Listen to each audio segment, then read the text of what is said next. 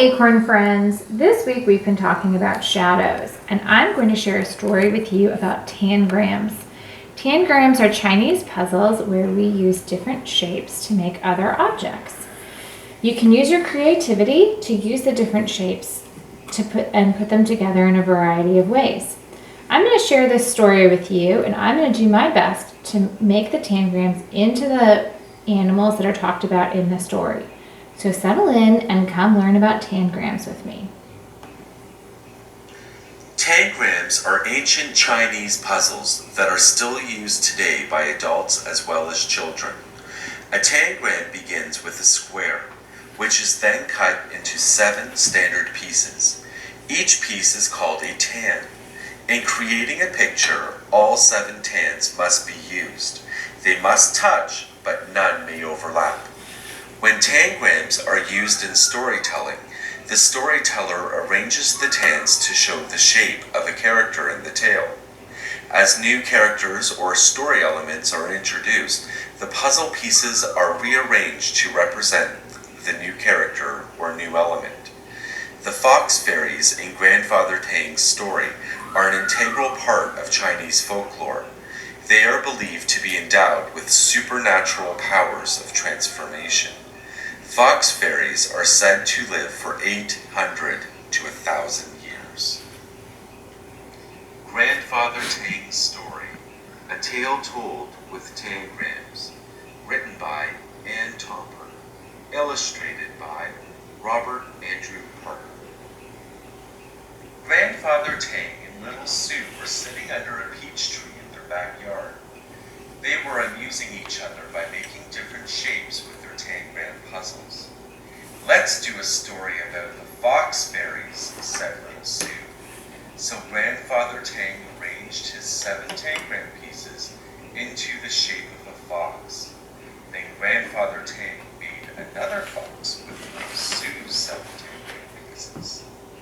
Little Sue clapped her hands as her grandfather began. Although Chow and Wu Ling were best friends, they were always trying to outdo each other. One day, this rivalry almost brought their friendship to a tragic end. They were sitting under their favorite willow tree beside a river, talking about their magic powers. "I can change myself into a rabbit as quick as a wink," boasted Wu Ling. "I'll bet you can't do that." "I can too," said Chow. "Cannot," said Wu Ling. "Anyway, actions speak louder than words."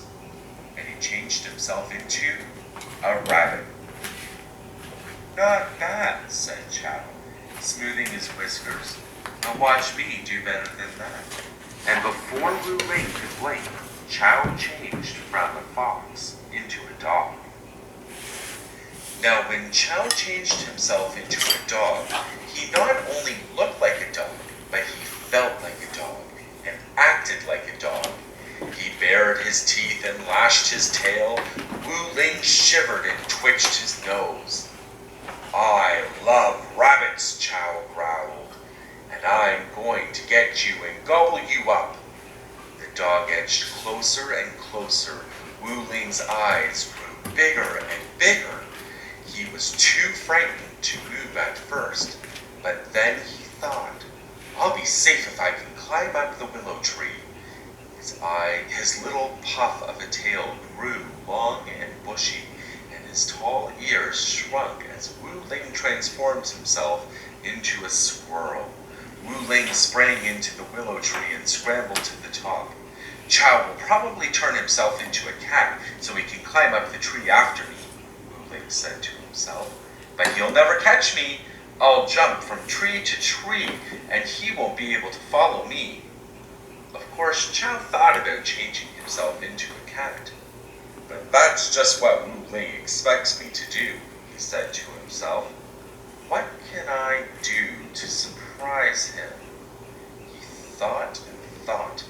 "I know! I'll swoop down from above," and turned himself into a hawk. Chow circled round and round in the sky above the willow tree, searching for Wu Ling. Wu Ling peered through the leaves of the tree, looking for Chow on the ground. Round and round Chao circled the willow tree until he spied Wu Ling. He shrieked as he zoomed down upon the squirrel. Wu Ling trembled.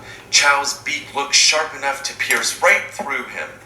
If only I lived in a shell house, he thought. Then Chao couldn't hurt me. Chao stuck out his fierce claws to seize Wu Ling, but Wu Ling dove toward the river below the willow tree, and as he dove, he tucked in his head and tail and legs, turned green, and changed into a turtle. Wu Ling climbed up on a mossy rock in the middle of the river. He thought he was safe because he looked as if he were part of the rock. Chao circled round and round, searching and searching, until his sharp eyes spotted the turtle. Then he swooped down, down, down toward him. But just as Chao reached him, Wu Ling plunged into the water. "Follow me and you'll drown," he cried. "Don't worry," cried Chao, plunging right behind Wu Ling. His body grew longer, covered with scales. He whipped the water with his long, wicked tail, and he snapped his spike-toothed jaws as he turned into a crocodile. Wu Ling circled round and round as he plunged down, down, down to the bottom of the river. Chao lashed his wicked tail as he plunged after Wu Ling. Just as they reached the bottom, Chao clamped Wu Ling in his spike-toothed mouth. "Now I've got you," he bellowed through his clenched teeth. "Oh no, you haven't," cried Wu Ling, who grew smaller and smaller and changed himself from green to gold as he transformed himself into a goldfish, and he swam out of Chao's mouth between his spiked teeth. Then he hid in a patch of cattails. Chao churned the water with his lashing tail as he charged into the patch after Wu Ling, with his head swinging back and forth and his eyes darting here and there. He searched for Wu Ling. Wu Ling knew that Chao would not give up until he found him. "I must fly from here," he thought, and he started to honk as he transformed himself into a goose. Chao charged after him, but Wu Ling spread his wings and took to the air.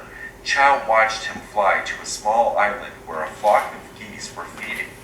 By now, he was not only very angry, he was also very hungry. He decided that if he could not catch Wu Ling, any goose would make him a good dinner.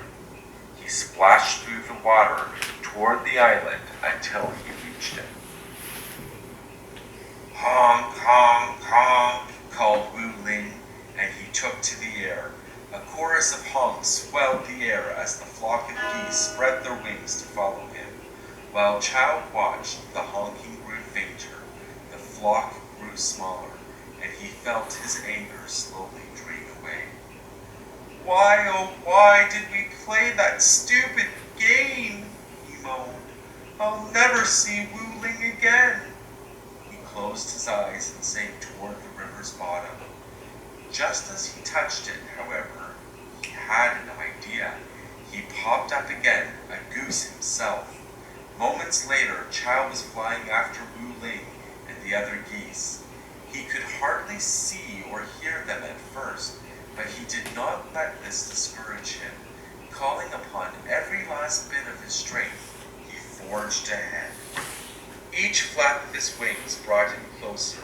The wedge of geese slowly grew bigger, the honking grew louder. At last, Chao found himself flying beside Wu Ling. "I'm tired of our silly game," he cried. "Come back with me to our willow tree." Before Wu Ling could answer, something stung Chao's right wing. He sank toward the ground. A hunter had shot him down. Wu Ling flew down beside Chao, placed his left wing under Chao's smashed right wing, and together they fluttered down to the edge of the forest. The hunter ran toward them. "Fly away," Chao urged Wu Ling. "Save yourself! Fly! Fly!" "I won't desert you," cried Wu Ling, and with a mighty roar he changed into a lion. The hunter raised his bow. Wu Ling sprang toward him and knocked the bow from his hand. The hunter fled, leaving his bow behind. Wu Ling and Chao returned to their fox shapes, and Wu Ling helped Chao to his den, where he took care of him until he was mended. Did they ever play that game again? Asked little Sue. Many times, said her grandfather, but they were very, very careful. That was a good story, said little Sue. Let's do another. Grandfather arranged 7 tangled pieces. Is this story going to be about a man? Asked little Sue. Yes, said her grandfather. He's old and he's tired. He wants to sit under a tree and rest a while. Is he a grandfather like you? Asked little Sue. Yes, said her grandfather, just like me. Little Sue arranged the 7 pieces of her tangram beside her grandfather's. Is that a little girl? He asked. Yes, said little Sue. Just like me, she'll sit and rest beside the man. That will make him very happy, said Grandfather Tang. And now, little Sue, what will we do? We'll sit and rest together until Mother calls us for supper, said little Sue. That will make me very happy, said her